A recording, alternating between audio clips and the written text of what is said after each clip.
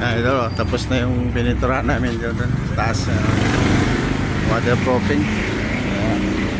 Ayan, punta na yan. Basta yung waterproofing namin dahil may crack na yan doon. Ayan o.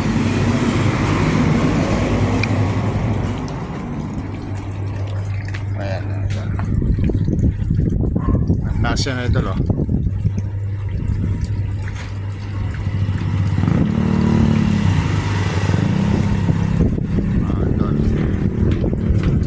Paikot na ito idol. Magandang hapon nga pala sa inyo lahat. Ayan o. Namin dahil yung may mga crack yung mga pader, yung waterproofing na may taas. Shoutout sa inyo lahat at mayong hapon. Tapos na yung ginawa namin na waterproof. So hanggang dito idol. Salamat.